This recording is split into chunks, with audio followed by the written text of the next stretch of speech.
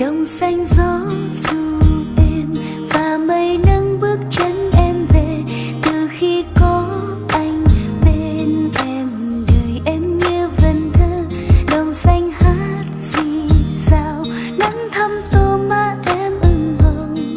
Bên anh nồng nàn yêu thương ngỡ ngàng như là từ bao lâu. Tình em rất mong manh, nhờ gió nói với anh, trao nhau một tình yêu đắm say. Tình yêu đôi ta trong veo như gió sương mai vương vai em đầy. Em sẽ giữ mãi mãi kỷ niệm tình khôi khi ta về đây.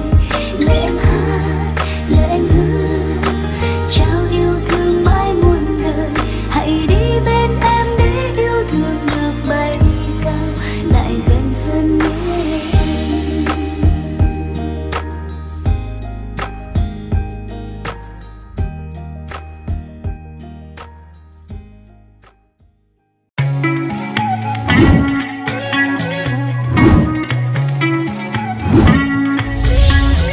I know that I'm a mess. The things that I regret can't help that I can't help myself. You never understand. It's hard to have one man. So just for now, I wish you well. 'Cause I am looking right now and looking for love, but I might be feeling some kind of way tomorrow.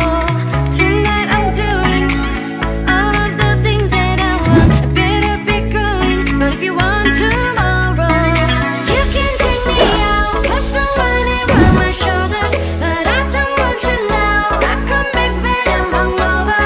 So be yours when the night is over. Only love you when I'm sober.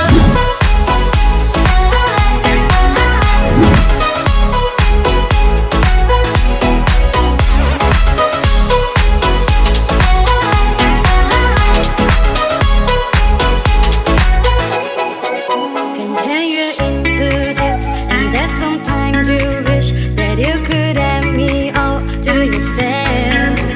You don't know where I've been, 'cause I just came and went. I'm not the type to kiss and tell.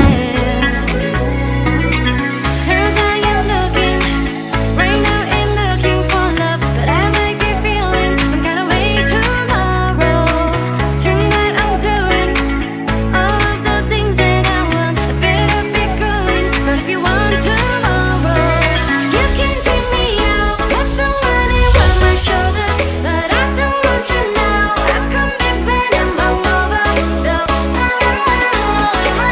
be yours when the night is over. Only love you when I'm sober.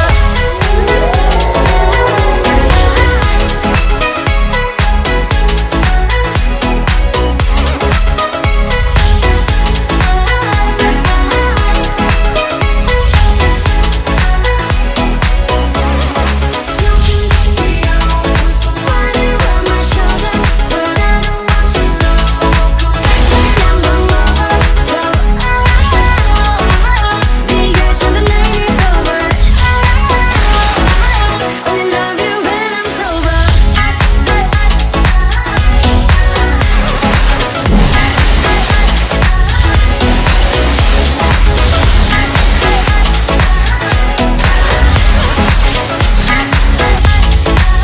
Only love you when I'm sober.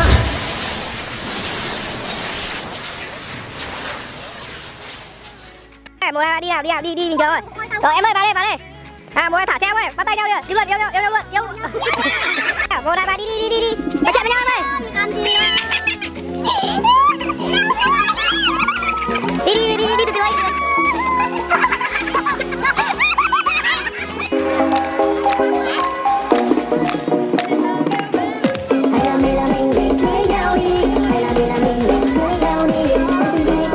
Một, hai, ba.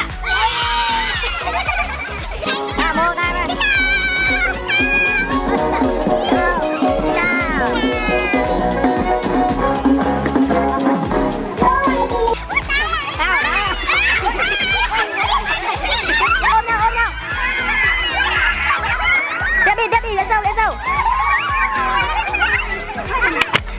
đi vào đi.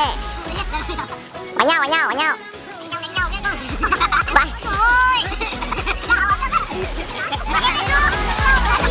Ok,